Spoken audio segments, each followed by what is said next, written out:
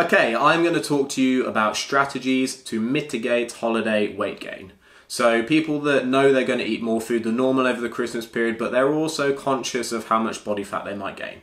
Now, first things first, a couple of disclaimers. Number one, I am not being that person that says you should or shouldn't do this. I have a pet peeve when someone says, you know, fuck your diet over the Christmas period, eat whatever you want, it's only a few days, you should enjoy yourself, as if eating too much is compulsory to enjoying yourself. I also have a pet peeve of the other way where trainers are like, you know, you shouldn't let yourself go during the holiday period because this.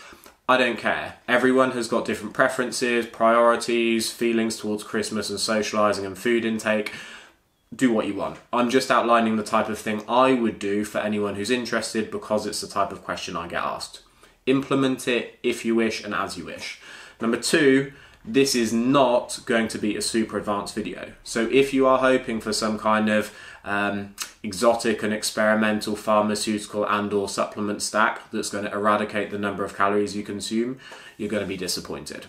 So let's preface this. It is going to come down to calorie balance, the number of calories you eat versus the number of calories you burn.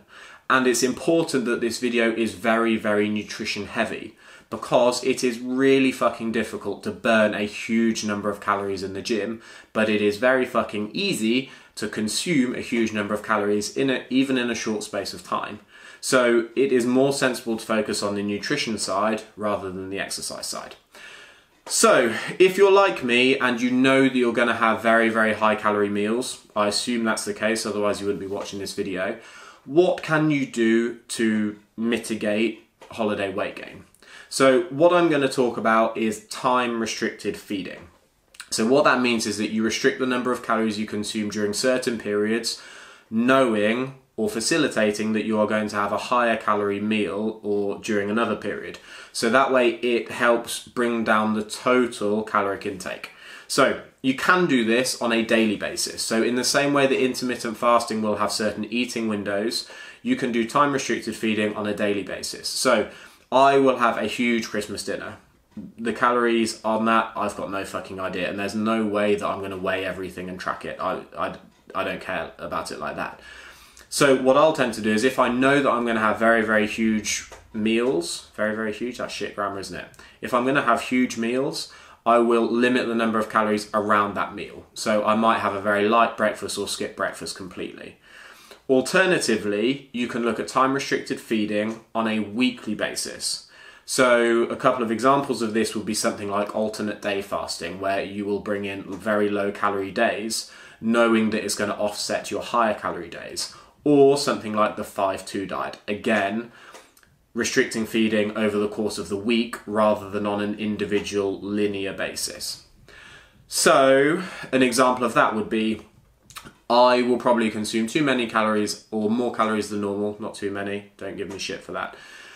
More calories than normal on Christmas Day, definitely. Christmas Eve, possibly, especially if I go out drinking.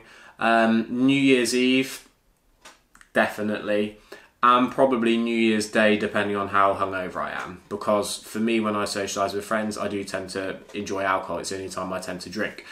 So you might say, okay, I'm going to consume more calories than normal on Christmas Eve, Christmas Day, New Year's Eve and New Year's Day. So what I will do for the days leading up to that and the days following that is bring down my caloric intake, knowing that that will bring down the average caloric intake over the course of a week.